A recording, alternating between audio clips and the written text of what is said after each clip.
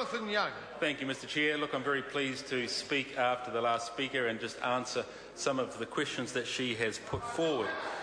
Sir, Moana Maki contended that the line rates or the line charges are not to do with the increase of power, that it's all to do with the retailers. For her information and for her betterment, I have researched the last 10 years of power charges in New Plymouth and over the last decade, and if she will look over this way, she'll see on this graph that the rate of increase for line rates have increased over the last decade, and that the rate of increase for retail is actually trending downwards. Now, I have gone through MED spreadsheets for the last 10 years, every quarter, looked at every...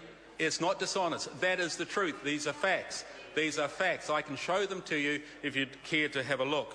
Now, the Labour Party and the Green Party, of course, are presenting to New Zealand the concept of a single buyer market.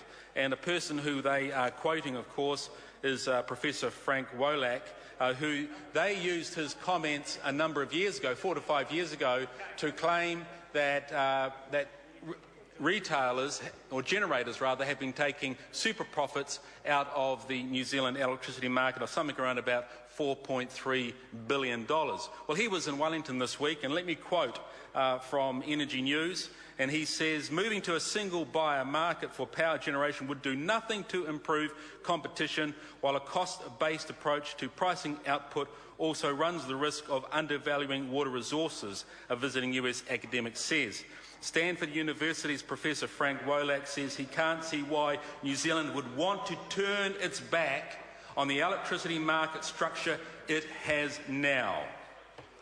That's what their expert has said this week in Wellington. Mr Chair, we do need to understand what has affected the increase in the prices of power.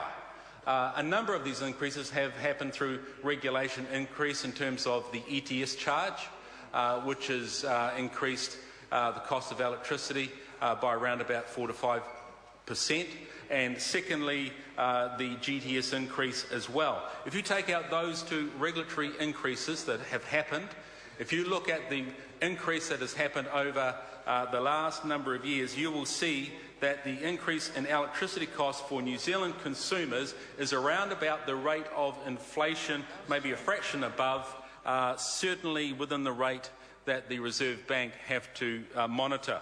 And we can be very confident about that. We also know that Transpower have been upgrading the national grid. And over this decade, starting in 2012, they are going to be expending around about $5 billion. In June 2008, Transpower commissioned an independent review of its maintenance practices and spending.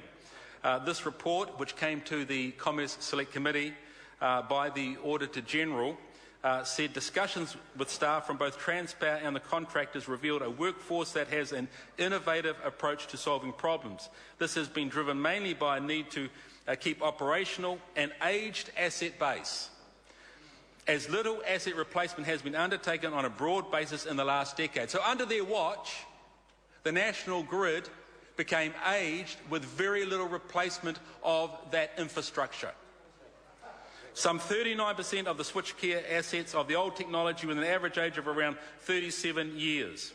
The Auditor General, in a report, Transpower New Zealand Limited Managing Risks to Transmission Asset states, we found that Transpower knew that the grid was becoming less reliable and performing worse.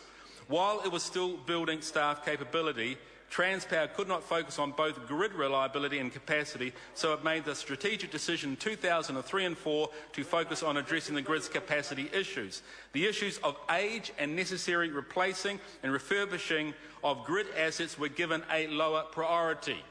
Who was the Minister of Energy at that particular point in time who signed that off?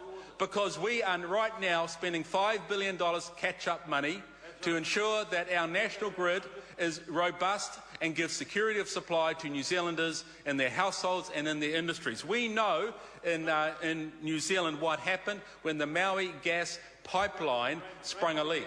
That very important infrastructure cost $200 million to business in 4 days. Gareth Hughes. Kia ora, Mr Chair. Ngā mihi nui kia koutou kia ora. In this energy debate, I'd like to talk as part of the estimates report around the issues contained in this report, which is the national